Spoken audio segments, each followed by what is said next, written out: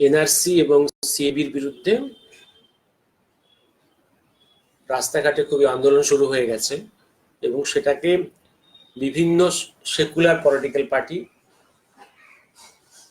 সেটাকে ইন্ধন যোগাচ্ছে এবং ইন্ধন ছাড়া এই জিনিস সম্ভব নয়।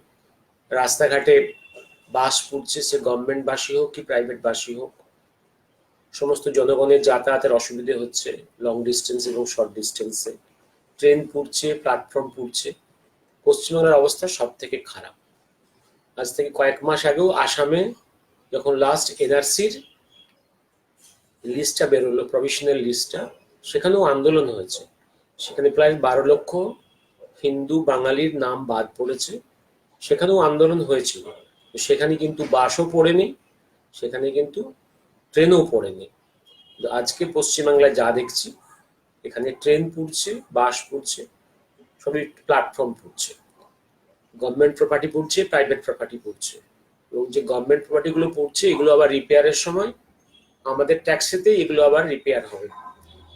এবং আজকে ঘর থেকে বেরিয়ে গন্তব্যে কে কখন পৌঁছবেন কোনো ঠিক নেই, আর কখন বাড়ি ফিরবেন তারও কোনো ঠিক নেই, এবং ফিরে আসার কোনো গ্যারান্টিও নেই।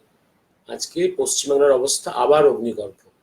হ্যাঁ, এটা সত্যি কথা, ভারতবর্ষের অন্যান্য প্রান্তেও এই একই অগ্নিগর্ভ অবস্থা কিছু কিছু ক্যাম্পাসে। এবং একটা জিনিস পরিষ্কার মনে রাখবেন, এবং এই যে অগ্নিগর্ভ অবস্থাটা, এটা কিন্তু একদম জনগণের যে স্পন্টেনিয়াস কোনো আন্দোলন নয়, এটা একদম ইঞ্জিনিয়ার আন্দোলন।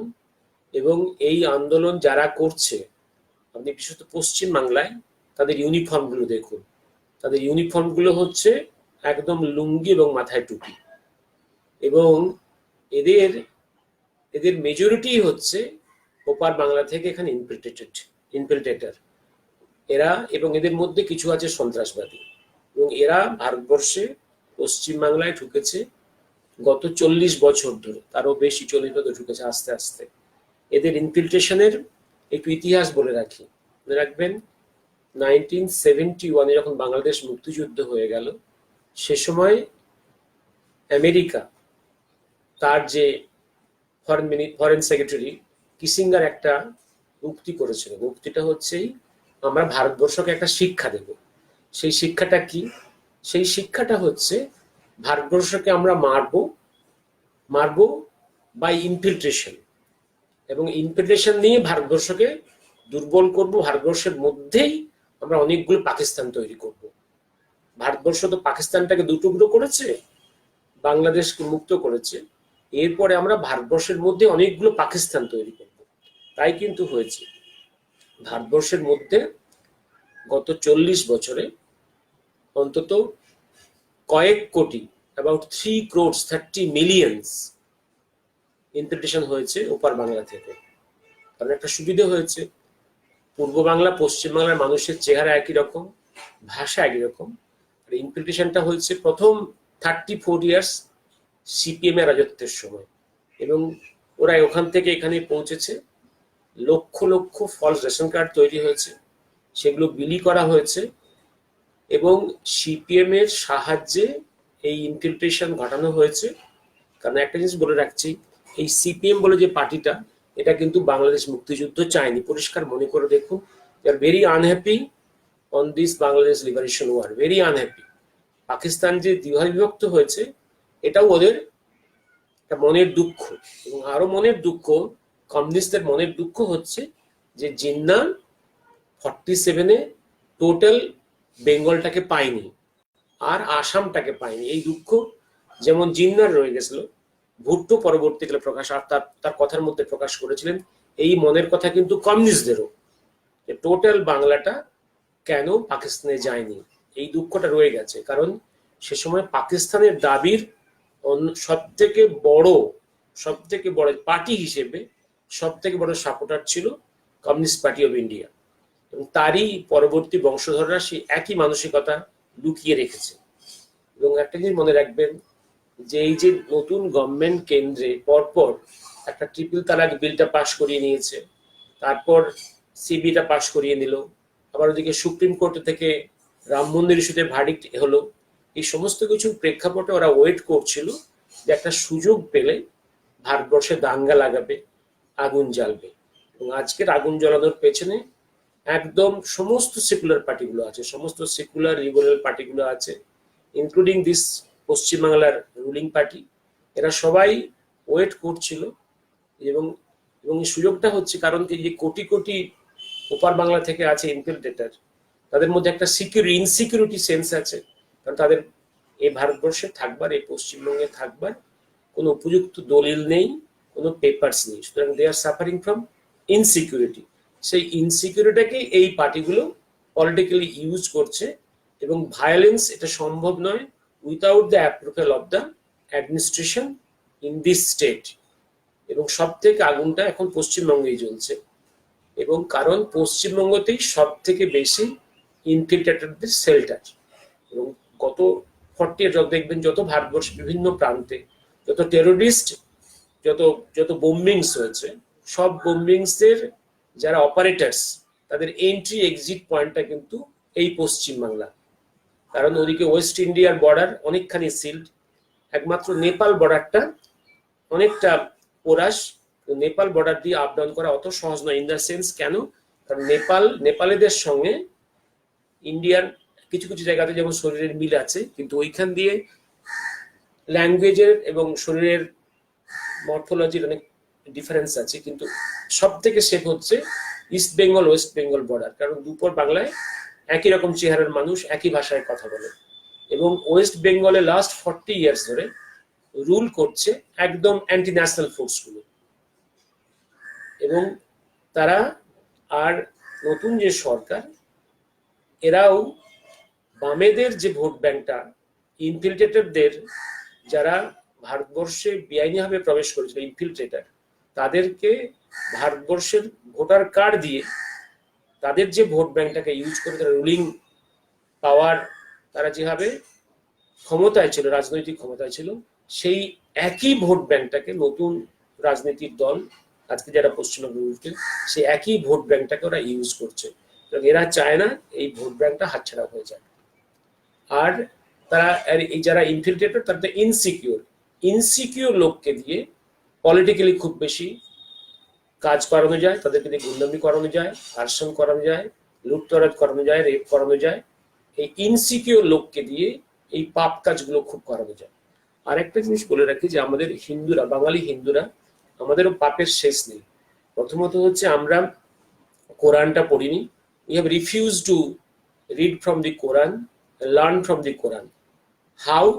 কি করে 1300 বছর ধরে গোটা ভারত পৃথিবীতে ইসলামিক ফান্ডামেন্টালিস্টরা তাদের এম্পায়ার তৈরি করেছে। দেখুন, তারা সাম্যের কথা বলে, একতার কথা বলে, অথচ সেখানে 51টা মুসলিম কান্ট্রি একে অপরের সঙ্গে যুদ্ধ করে যাচ্ছে। এবং আমরা ইসলাম দিয়ে অনেকেই আপ্লুত, অনেক বুদ্ধিজীবী আপ্লুত। এবং 46-এর যে দাঙ্গার কথা আমরা ভুলে গেছি, 47-এর এত বড় ব্লাড বাথের কথা ভুলে গেছি। We have repeatedly refuse to learn from history. এইটাই হচ্ছে সব থেকে ভয়ঙ্কর আমাদের পাপ। আর যে শ্যামাপ্রসাদ মুখার্জি জন্যে আমরা এখনো হিন্দু বাঙালিরা এইটুকু পশ্চিম বাংলা, যার আয়তনটা পূর্ব বাংলারও হাফ। একটা দুঃখ করে বলি আমি, যে বেঙ্গল পার্টিশনের সময় টোটাল বেঙ্গলের 43% মতো ছিল, about different statistics, Hindu, and 57% মতো ছিল মুসলিমস। কিন্তু দুর্ভাগ্য, ওই ইস্ট বেঙ্গল কিন্তু 66%, 2/3 অফ দি ল্যান্ড পেয়েছে, আর ওয়েস্ট বেঙ্গল পেয়েছে 1/3 অফ দি ল্যান্ড। সেই অর্থে কিন্তু ওয়েস্ট বেঙ্গল কিন্তু লুজ করেছে। এবং মেজরিটি হিন্দুর অফ দি ওয়েস্ট বেঙ্গল এবং ইস্ট বেঙ্গল থেকে যারা রিফিউজি হয়ে এসছে, তাদের সবার কনসেন্ট্রেশন হয়েছে এই ওয়েস্ট বেঙ্গল। পপুলেশন ডেন্সিটি অনেক বেড়ে গেছে এবং পার হেড ল্যান্ড এবং প্রপার্টি অনেক কমে গেছে। তা সত্ত্বেও কিন্তু আমাদের শিক্ষা হয়নি।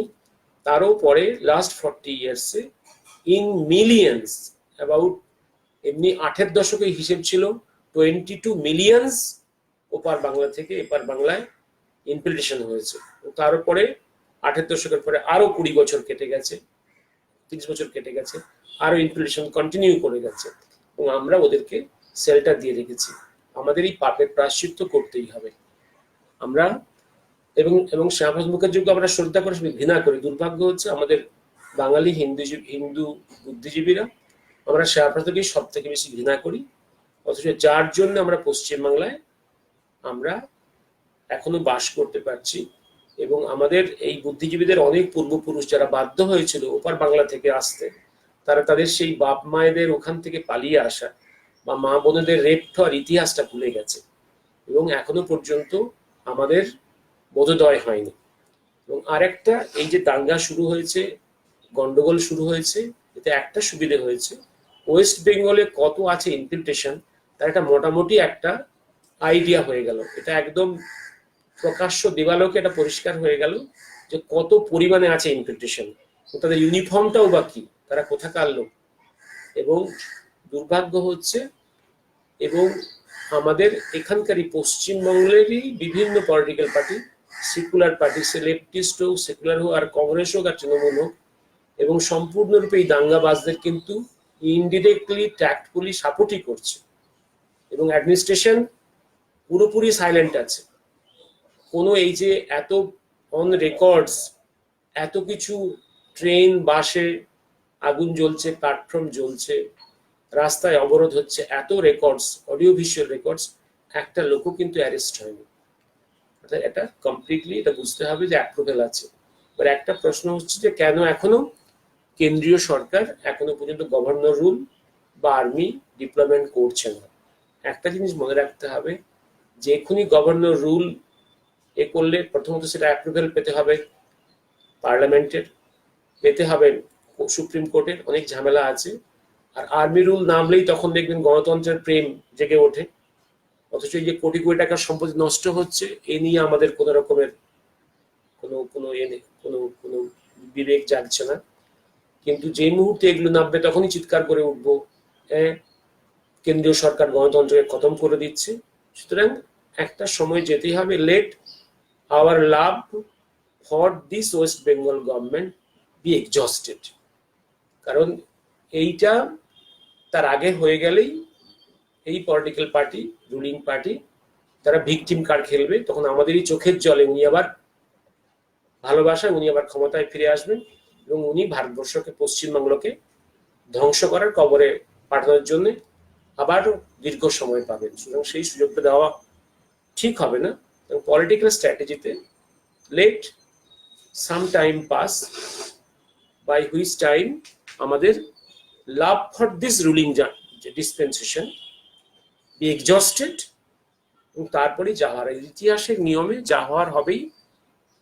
হয় এই পশ্চিমবাংলা বাঁচবে একদম এই হুলিগান এবং ইনফিল্ট্রেটদের হাত থেকে মুক্ত হয়ে, অথবা এই পশ্চিমবাংলা ওপার বাংলার একটা রিপাবলিক অফ ইসলামিক বাংলাদেশের একটা পার্ট হয়ে বা এক্সটেন্ডেড ইসলামিক ওয়েস্ট বেঙ্গল হয়ে বাঁচবে।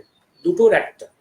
কারণ এই পাপ কন্টিনিউ করা already few crores, not lakhs, not few millions, it is few crores. West বেঙ্গলের এখন লোক সংখ্যা যদি 13-14 কোটি হয় আমার মনে হয় এখন 2 থেকে 3 কোটি আছে ইনফিল্ট্রেটর্স। এইবার পরিষ্কার সময় এসে গেছে ভাববার, whether এই পাপটা কন্টিনিউ করবে না will be lost in the body of the Islamic Bangladesh as a part of the Islamic West Bengal. এই বলে শেষ করছি। দেখি রাত্রে সকালে কথা বলবো।